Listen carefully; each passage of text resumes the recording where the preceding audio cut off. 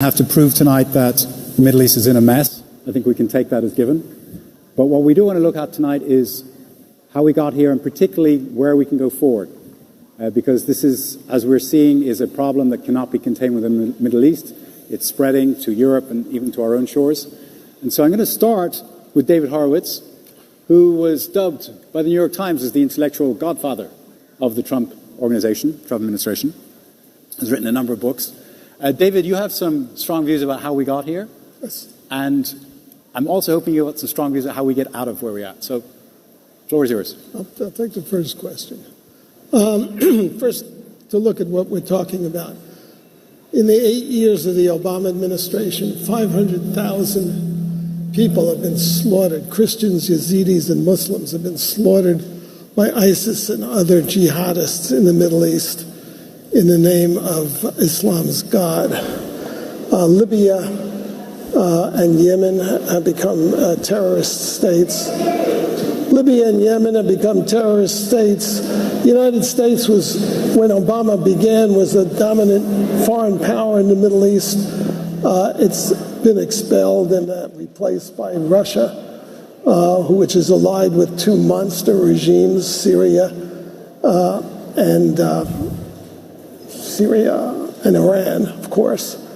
And the reason for this is Obama's, what he calls the strategic patience, the doctrine of strategic patience, which is really strategic cowardice.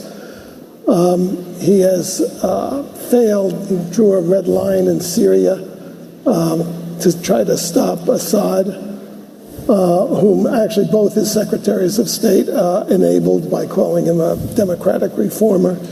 When he began slaughtering his own people, Obama drew a red line, which he didn't, to stop him from using chemical weapons, which he didn't enforce. The Obama administration overthrew completely illegal, immoral aggression in Libya, overthrew Gaddafi, who was a madman, but he happened to be at war with al-Qaeda. The result is that Libya is now not only a failed state, but a haven for al-Qaeda and ISIS terrorists. One of the worst things that Obama did was to withdraw American forces from Iraq. We had a base. His generals said we need 20,000 troops, but Obama had declared, and it was his policy, to retreat from the Middle East, because he blamed the United States as the problem. Into that vacuum, ISIS poured. If there had been 20,000 American troops, ISIS would have been snuffed at birth, and 500,000 people would be alive. And there were also 20 million refugees that were created because of Obama's policies in the Middle East. And of course, he overthrew an American ally in Egypt, whereas when the Iranian people revolted in 2009, went into the streets, he was absolutely silent because his policy, his strategy was to embrace America's most mortal enemy, the Iranians. And he concluded this betrayal of the Iranians by a deal with Iran, of course, of the whole Middle East, by conducting a deal with Iran. By the way, I'm one of 5 people on this panel with these views. But I want to remind you, these are great. Keep doing that, because I represent the sentiments, or reflect generally, of 63 million voters, half the country, and of course the administration in Washington. Let's stick to the Middle East. 36%. Yeah. Oh, you're talking about stupid polls. I'm talking about actual votes. I mean, who's president, Hillary or Trump? David, let's. If you want to understand what Trump has been in office 6 months and put together, as you know, a coalition of Arab states.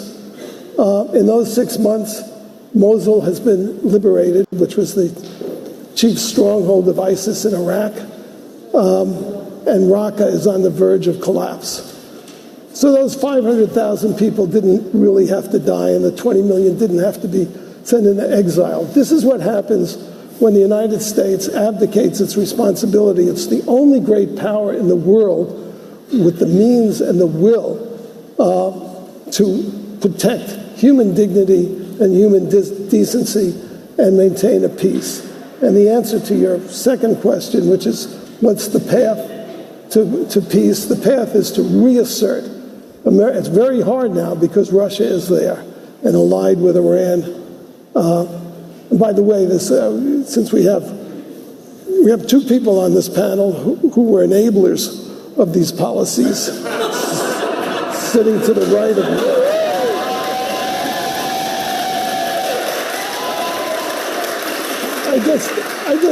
I just love you liberals. 500,000 people slaughtered because of these policies, and you applaud them. Great. Okay, David. Thank you for that. You've set a scenario here. Set the tone. Jen? David nailed it. I'm getting the sense that David doesn't like Barack Obama. Just call me crazy. You're channeling there. I want you to approach something specific.